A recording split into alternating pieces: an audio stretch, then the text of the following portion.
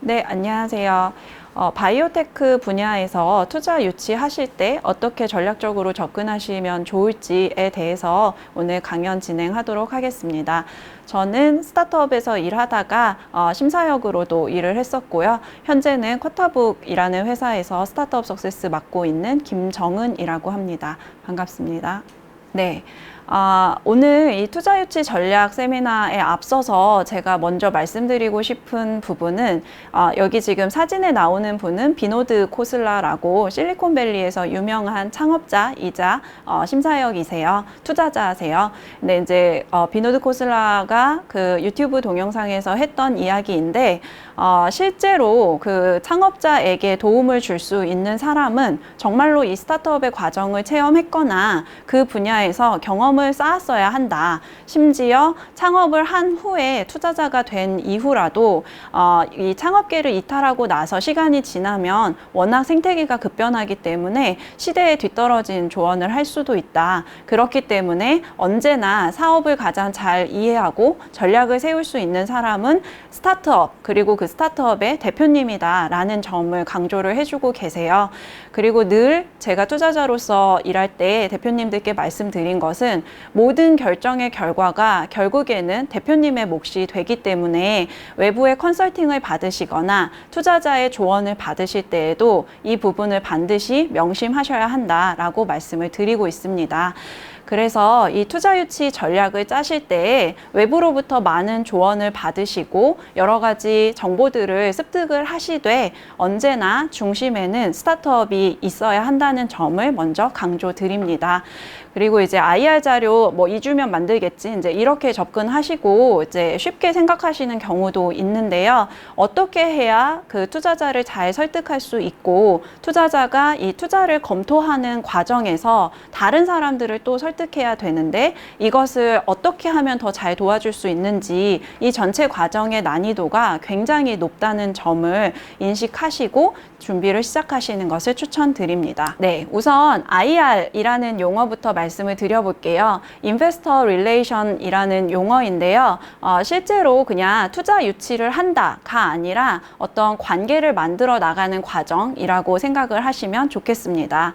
현재 이제 미국부터 시작된 벤처 캐피탈 산업이 굉장히 성장을 하고 있는데요. 이 과정에서 많은 기업가와 투자자들이 나타나고 있습니다.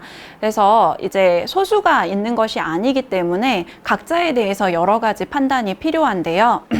투자자는 기업가 분들을 바라볼 때 당신이 수익을 정말로 창출할 수 있는 기업가입니까? 라는 관점을 계속 취하고요. 기업가의 입장에서는 투자자를 선택할 때 당신이 나를 얼마나 지원해 줄 수 있습니까? 이 관점으로 보게 됩니다. 이 관점으로 살펴보시면서 서로가 계속해서 주의하는 점은 사기꾼이 아닌가라는 점인데요. 워낙 자금의 운용이 큰 규모로 이루어지기 때문에 간혹 이제 이 사기에 해당되는 행각을 하시는 분들이 계세요. 그러다 보니까 투자자나 기업가 모두 사기가 아니고 정말 믿을 수 있는 상대방인가에 집중을 하셔야 합니다.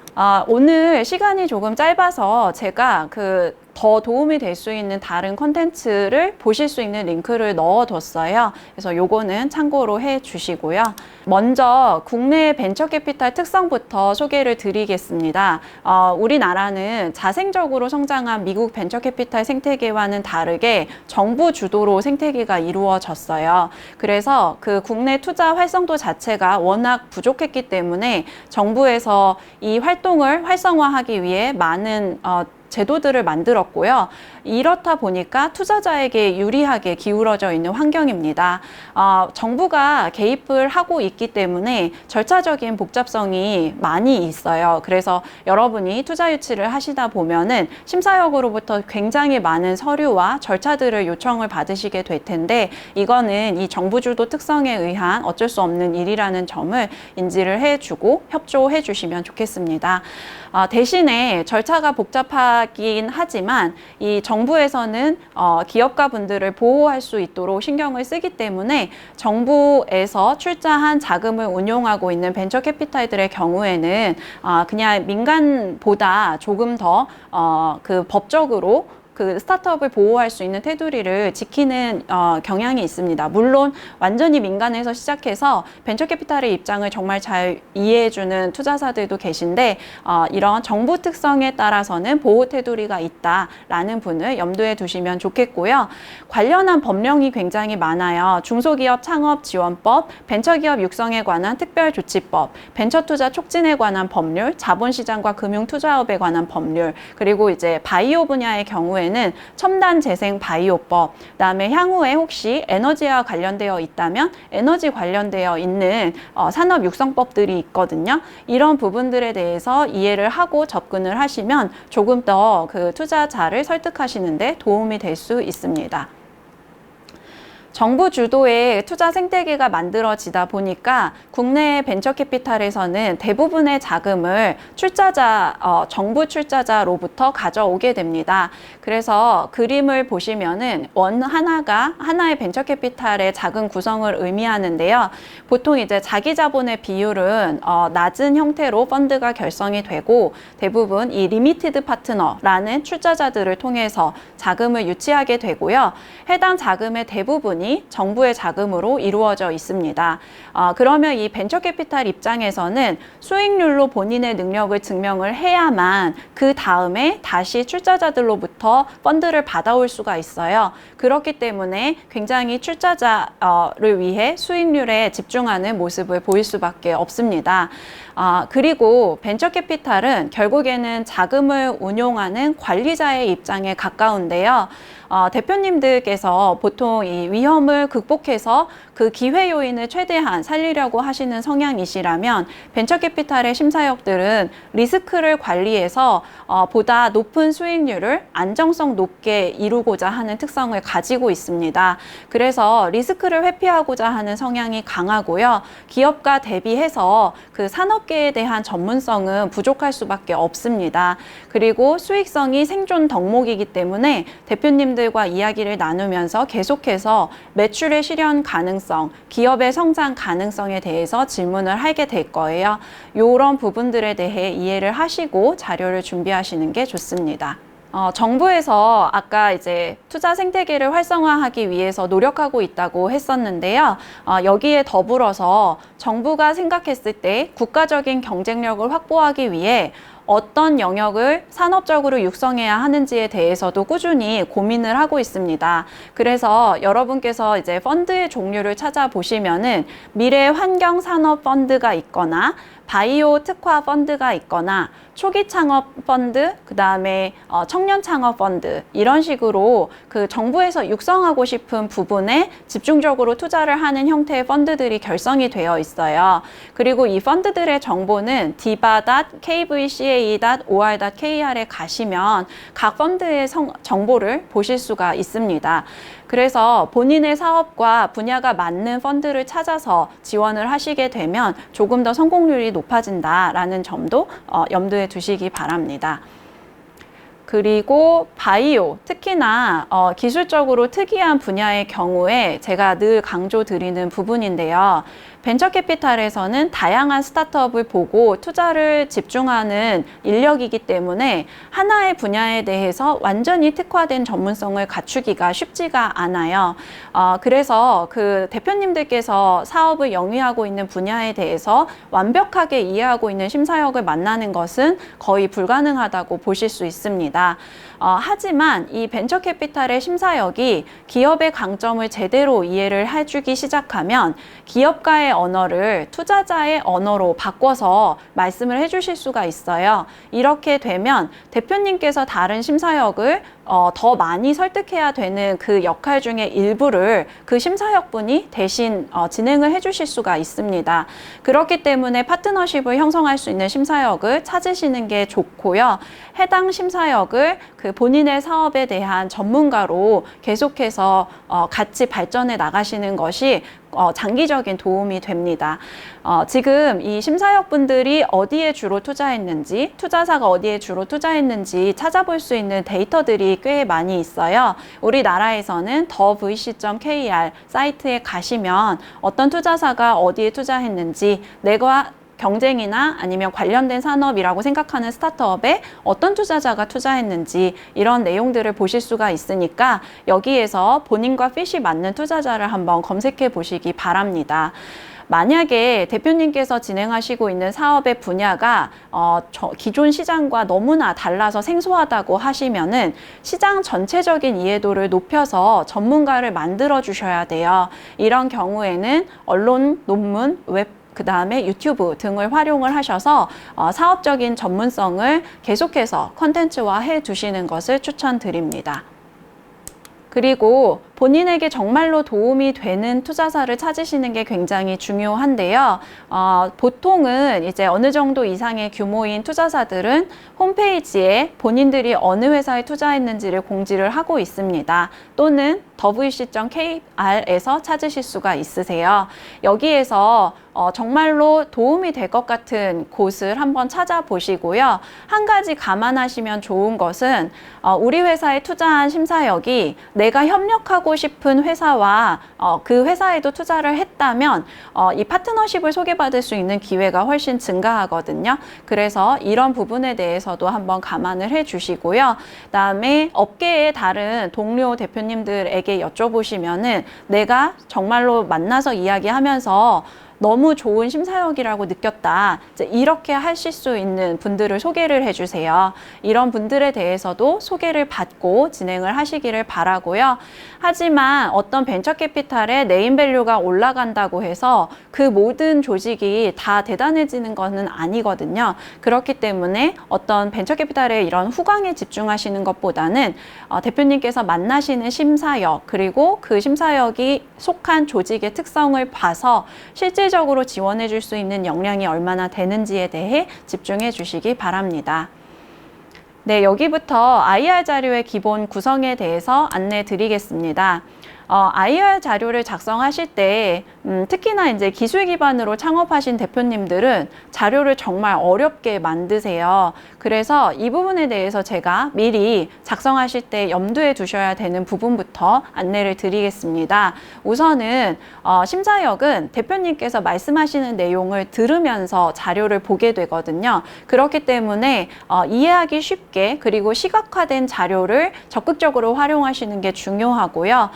어떤 자료를 그냥 회사의 주장인 것처럼 보여주는 것보다는 믿을 수 있는 기관에서 발표한 데이터를 활용하시는 게 좋습니다. 그래서 명확한 데이터에 출처를 표기해서 제시를 해주시는 게 좋고요. 그다음에 브랜딩이 결국에는 연결이 되거든요. 그래서 전반적으로 자료에 일관적이고 통일성 있는 디자인을 적용을 해 두시는 게 좋습니다. 창업 초기의 경우에는 디자인적인 리소스가 부족하기 때문에 이 디자인을 신경 쓰기가 쉽지는 않은데요. 예쁘고 뭔가 고급스럽게 만들라는 의미는 아니고요. 전반적으로 일관적이고 통일성 있게 느껴지도록 신경 써달라는 의미라는 점을 말씀드립니다. 기본적으로 그 청중들의 주의력은 초반에 5분 동안 급격히 떨어진다고 해요. 지금 이 오른쪽에 그래프를 보시면 이게 세콰이어 캐피탈에서 보여준 그래프인데 처음에 세미나가 시작이 되고 나서 연사가 5분간 발표를 하면서 주의력이 떨어졌다가 이후에 이제 지그재그 커브를 보이지만 완전히 처음과 같은 주의력을 다시 회복하지는 못한다라는 그래프를 보여주고 있습니다. 그래서 발표를 시작하신 최초 5분 이내에 투자자가 계속해서 관심을 가지고 싶게 만드는 내용을 앞부분에 배치해 주시는 게 좋습니다. 그리고 저는 대표님들께 전송용 자료와 실제 IR용 자료를 좀 구분해서 만드시도록 말씀을 드리는데요. 보통 투자자를 직접 만나기 전에 메일을 통해서 소개를 하거나 아니면 이제 다른 루트를 통해서 자료들을 먼저 전송하게 되는 경우가 있어요. 그러면 심사역 입장에서는 해당 자료만으로 기업에 대해 이해를 하고 이 상태에서 매력을 느껴야 그 이후에 절차가 진행이 됩니다. 그래서 전송용 자료의 경우에는 따로 구두 설명이 없어도 이해가 갈 수 있도록 상세한 내용들을 설명으로 추가해 주시는 게 좋고요. IR을 진행하시는 경우에는 발표자가 전반적인 설명을 함께 할 수 있기 때문에 시각적으로 이해가기 좋은 내용 위주로 구성을 하시는 게 좋습니다. 그리고 기술을 기반으로 해서 자료를 작성하시는 경우에는 중간에 비밀 유지가 필요한 내용들이 들어가시게 돼요. 이런 자료들의 경우에서 자료의 컨피덴셜을 표기를 하신 경우와 그렇지 않은 경우에 향후에 법적으로 보호받을 수 있는 범위가 굉장히 달라지기 때문에 회사의 기밀에 해당하는 내용에 대해서는 반드시 컨피덴셜 표기를 해주시기를 바라고요. 미팅을 처음에 진행할 때부터 NDA를 요구하시는 거는 어려우신데 처음에 어느 정도 기업에 대해서 소개를 해서 심사역이 더 깊이 있는 데이터를 확인하고자 할 때 그런데 이 데이터가 굉장히 기업의 기밀과 연결되는 경우인 경우에는 NDA를 요구하셔서 정보 보호에 대해 절차를 준비하시기 바랍니다.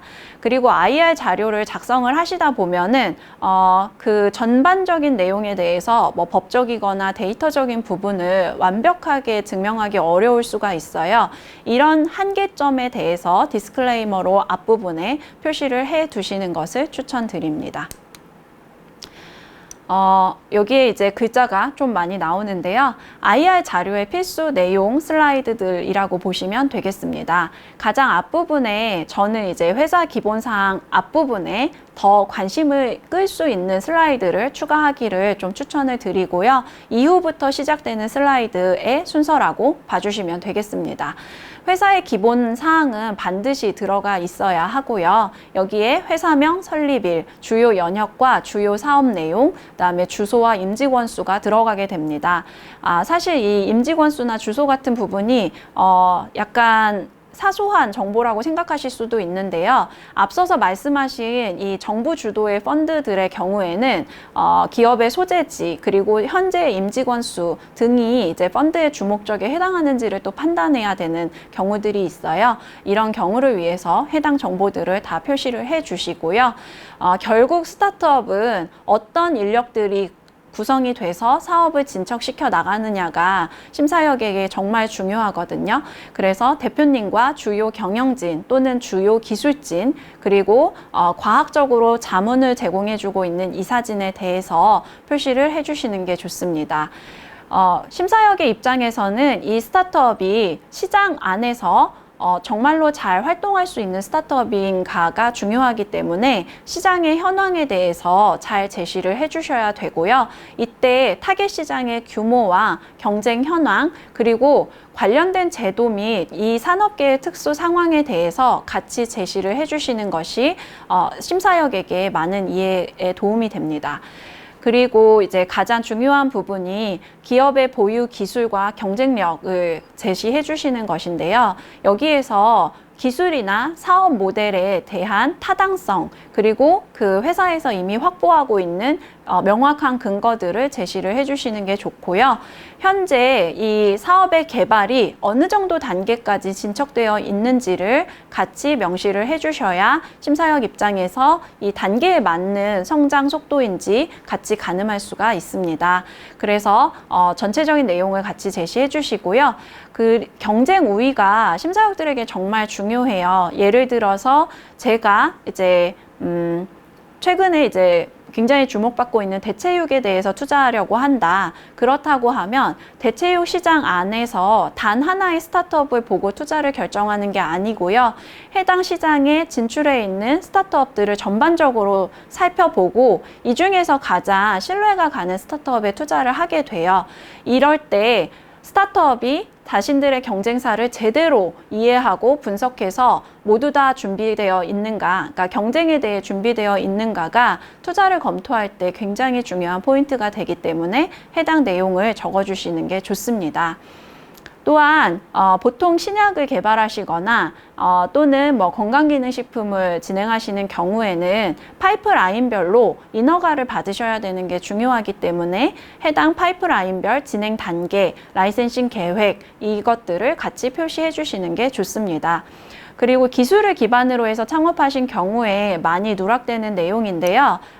그 회사가 성장하면서 점점 더 재무적인 계획이 중요해집니다. 그래서 예상하시는 라이센싱의 규모나 캐시플로우, 투자금의 사용 계획들을 같이 자료에 준비해 두시는 것이 좋습니다.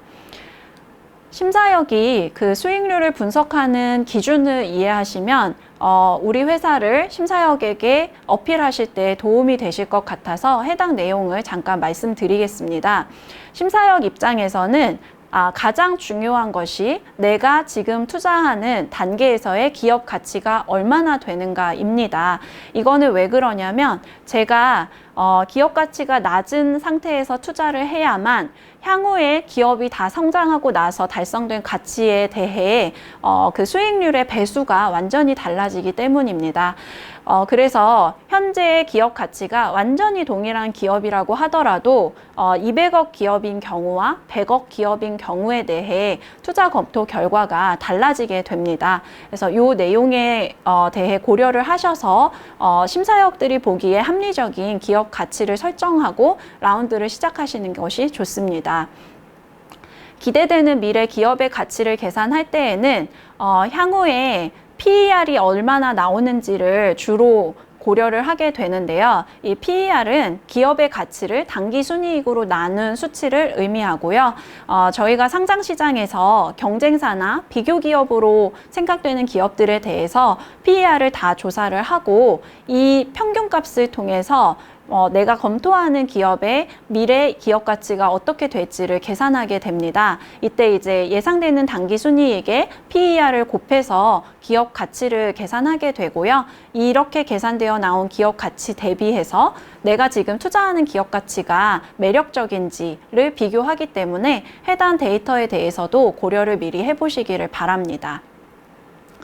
그리고 예를 들어서 하나의 기업은 이번에 투자를 받고 나면 이후에 투자를 받지 않아도 상장을 할 것 같다라는 상황과 다음에도 2번, 3번 더 투자를 받아야 한다. 이 두 가지가 심사역에게는 완전히 달라지는데요. 그 이유는 투자 유치를 할 때마다 지분이 희석이 되고 심사역이 획득해둔 지분도 같이 희석이 되기 때문입니다. 그래서 투자 유치가 많이 필요한 사업일수록 기존에 들어간 주주들의 수익이 감소하게 되기 때문에 지분의 희석 계획에 대해서도 같이 감안을 한다. 이에 대해 고려를 하시고 대표님들께서 투자 유치 전략을 같이 세우셔야 합니다. 또한 올해 투자를 하고 나서 내년에 회수할 수 있는 기업과 8년 후에 회수할 수 있는 기업은 심사역들에게 또한 이 여러 가지 판단 기준에 따라 달라지게 돼요.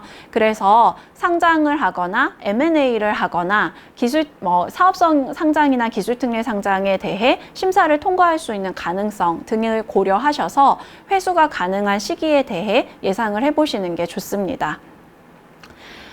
사실 벤처 투자라는 점은 분야는 하이리스크 하이리턴이라고 이야기를 하지만 결국 심사역은 수익성의 확실성을 계속해서 생각할 수밖에 없습니다. 그래서 로우 리스크 로우 리턴인 경우에도 투자가 진행이 되는 경우가 있거든요. 근데 각 케이스에 맞춰서 정말 놀라운 성장 가능성을 어필할 것인지 아니면 안정적인 수익 가능성을 어필할 것인지에 대해서도 전략적으로 판단하고 자료를 준비해 주시기 바랍니다. 몇 가지 자료를 구성하실 때 시각화를 하시기에 도움이 될 만한 양식을 몇 가지 소개해 드릴게요. 회사의 강점을 강조할 수 있는 가장 좋은 테이블은 경쟁사들의 제품을 함께 제시를 하고 주요한 특성들에 따라서 어떤 부분이 우리 회사에게 가장 강점인지를 비교해 주는 것이 도움이 됩니다. 이때 단점에 해당하는 부분도 숨기지 마시고 객관적으로 제시를 해 주시고요. 대신에 해당하는 단점을 왜 극복할 수 있는지를 논리적으로 준비해 두시면 됩니다. 그리고 그 신약인지 아니면 의료기기인지 또는 화장품인지 이런 경우에 따라서 제도적으로 받으셔야 하는 인허가 절차들이 차이가 나는데요. 회사에서 만나는 심사역분들이 해당 단계를 모두 다 이해하고 계시지 못한 경우도 있습니다. 이에 대비를 해서 각 단계가 어떻게 구성되어 있는지를 간편하게 시각화를 해주시고요.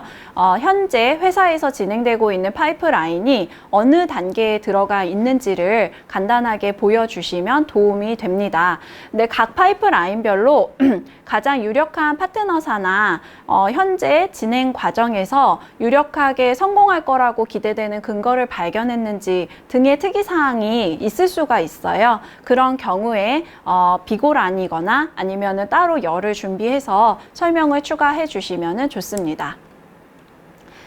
향후에 이제 시장을 추정하시게 되면 이제 템, 샘, 그 다음에 솜이라는 용어를 경영화 하신 분들은 굉장히 많이 들어보셨을 텐데요.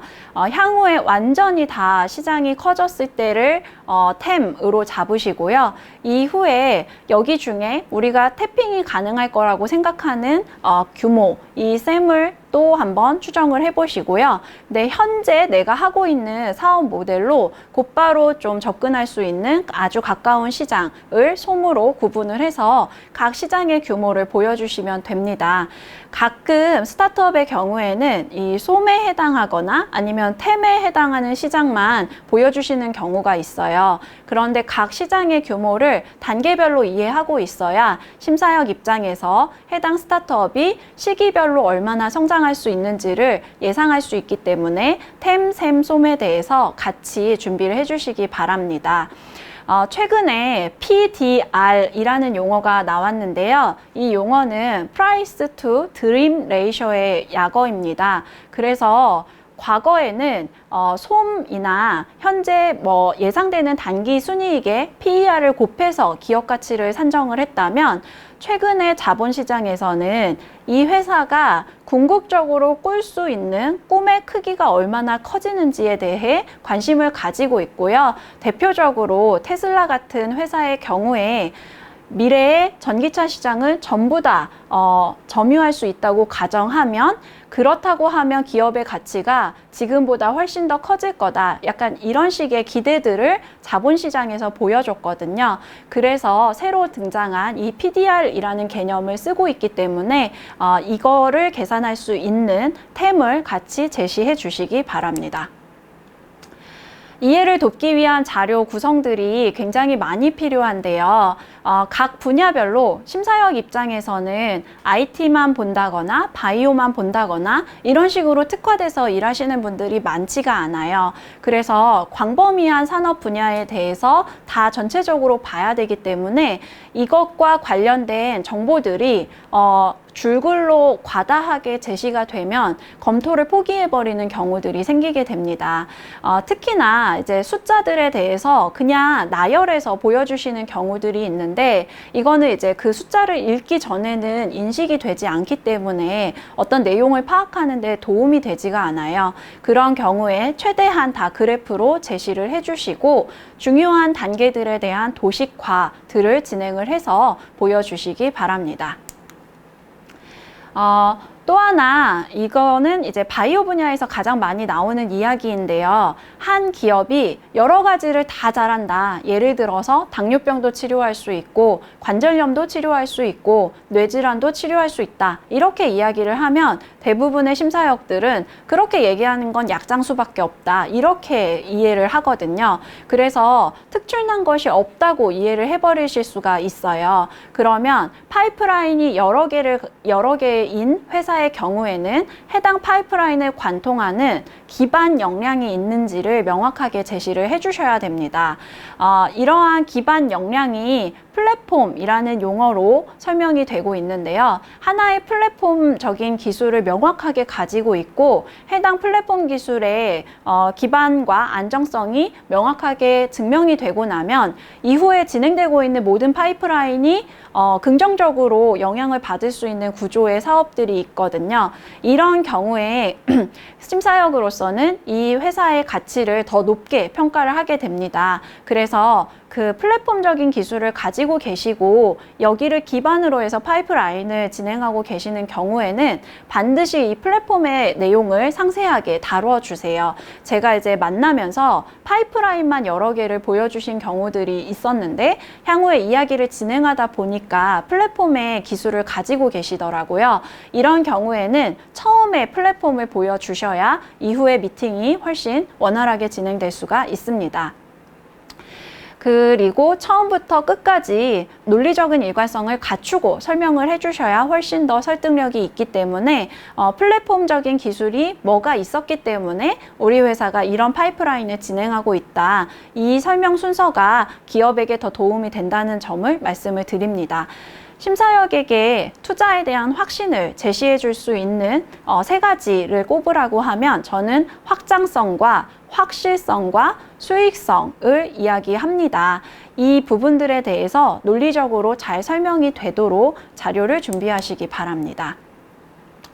특히 바이오 헬스케어 분야가 요새 주목을 받고 있는데요. 이 분야를 검토하던 심사역들이 보통 보고 있던 스킴이 있어요. 해당 내용을 이해를 하시면 바이오 헬스케어에 많이 투자하셨던 분들과 소통을 하시는데 더 도움이 될 것 같아서 그 내용을 공유를 드리겠습니다.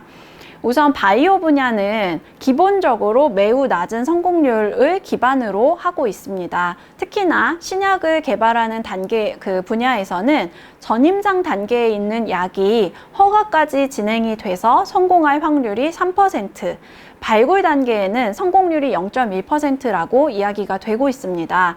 그래서 한 단계가 성공을 할 때마다 그 가능성이 훨씬 높아지기 때문에 주식에 급격한 변동이 일어나고요. 스타트업의, 그러니까 비상장 회사의 경우에는 기업 가치도 함께 상승을 하게 됩니다. 이 부분에 대해서 근거를 가지고 우리 회사가 지금 단계에서 왜 이 정도 가치를 인정받을 수 있는지 계산해서 이야기해 주시는 것이 도움이 됩니다. 또한 규제 산업이기 때문에 엄격한 규제에 대해서 전문가가 필요하고 새로운 법령이 나오는 경우에는 이것 자체에 대한 이해도를 높여주시는 내용들도 같이 추가해 주셔야 합니다. 기술 이 부분이 바이오뿐만 아니라 기술을 기반으로 한 스타트업들에게 공통적으로 적용이 되고 있는데요. 점점 더 오픈 이노베이션이라고 해서 라이센싱이 활발해지고 있고요.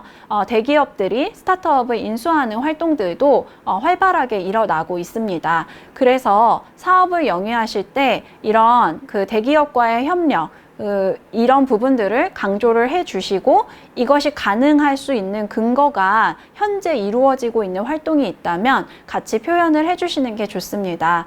제가 예전에 만난 바이오 기업 중에 한 군데는 해외에 있는 유력한 바이오 상장사와 이야기를 나누고 있었어요. 근데 이게 아직 가시화가 되지 않았다고 해서 아무 근거를 IR 자료에 포함을 안 시키셨더라고요.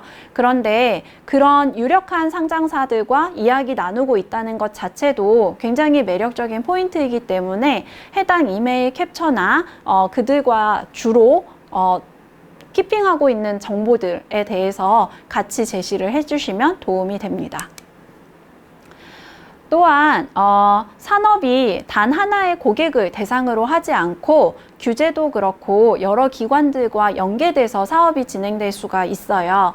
이 바이오 분야는 특히나 기술의 수혜자는 환자이고 구매자는 병원과 의사, 그리고 여기에 하나 더 보험 수가 산정이 영향을 미치는 등 다양한 이해관계자들이 함께 일하는 산업계거든요. 그래서 바이오에 대해 투자를 하시던 분들은 어떤 스타트업을 볼 때 당연히 여기에 엮여있는 이해관계자들 관계에서도 이 스타트업이 성장할 가능성이 있는지를 가늠하게 됩니다. 그래서 관련된 내용이 있으시다면 같이 제시를 해주시기 바랍니다. 그리고 이제 기술 기반으로 창업하시는 경우에 제가 자주 말씀드리는 부분인데요. 연구자로서의 자아와 마케터로서의 자아가 사실 되게 많이 충돌하고 양립하기 어려운 경우들이 있어요. 그래서 제가 예전에 연구원이었기 때문에 조금 당황했던 점은 여기 지금 그림을 보시면 제품 사용 전과 제품 사용 후에 대한 이미지만 있고 여기에 대한 컨트롤군이 없습니다. 원래는 이제 대조군을 만들어서 제품을 사용한 부위와 그 다른 제품을 동일하게 사용한 부위 이렇게 해서 이제 비교를 해주셔야 되잖아요. 근데 이제 마케팅용 임상의 경우에는 이러한 대조군이 없어도 인정이 되고요. 이러한 자료가 또 시장에서 마케팅적인 성과를 낼 수가 있다는 점을 경영진 쪽에서 이해를 하고 계셔야 시장과의 소통에 도움이 됩니다. 그래서 인허가의 필수가 아니더라도 이 임상에 대해서 고려를 해보시고 해당하는 그 진행되는 임상기관의 네임밸류도 함께 고려해서 사업을 준비해 주시기 바랍니다. 그리고 이제 투자 유치 라운드가 진행이 되다 보면은 라운드의 그 진척에 따라 기업의 가치가 성장을 하게 되는데요. 이때 어째서 지난 라운드 대비 이번 라운드가 기업 가치가 상승한 것이다. 이런 부분을 잘 설득할 수 있는 내용을 보여주시면 심사역과의 대화에 도움이 되고요. 제가 이제 늘 말씀드리는 부분은 자랑할 수 있는 포인트를 창의적으로 고민을 하셔라. 그래서 기존에는 이게 자랑 포인트인지 몰랐던 부분들을 자랑으로 할 수 있도록 내용을 보완을 해 나가셔야 심사역들에게 더 매력적인 회사로 설득력을 가질 수가 있습니다. 그리고 접근하실 때 하나하나 모든 심사역들을 1대1로 만나면서 설득을 하시는 게 비효율적일 때도 있어요. 물론 공동 IR을 시작한다고 해서 늘 효율적인 것은 아니지만 계속해서 내가 어떻게 하면 보다 효율적으로 IR을 진행할 수 있는지를 고민하고 그 기회들을 찾아 나가시기 바랍니다. 예를 들어서 산업은행에서 넥스트 라운드라는 행사를 통해서 여러 가지 기업들을 모아서 공동 IR을 진행하는데요. 이런 기회에도 좋은 투자자들을 많이 만나실 수 있으니까 참고해 주시고요. 가장 중요한 부분 하나는 투자자는 기술이 뛰어난 회사에 투자하는 게 아니고요. 정말로 훌륭한 경영자, 기업가가 있는 회사에 투자한다는 점을 반드시 염두에 두셔야 합니다. 그래서 창의성과 혁신성만 높으면 발명가에 해당이 되고요. 관리 기술과 경영 노하우만 높으면 관리자에 해당이 되는데 기업가의 경우에는 이 두 가지를 모두 갖추고 계셔야 역량이 높다고 평가받는다는 점을 인지하시고 해당 장점들을 심사역에게 잘 어필해 주시기 바랍니다. 아까 앞서서 잠깐 말씀드렸었는데요. 산업계에 대한 이해도가 지금 낮은 단계라고 해석이 되시면은 이 이해도를 높일 수 있는 기반 작업들을 미리 해주세요.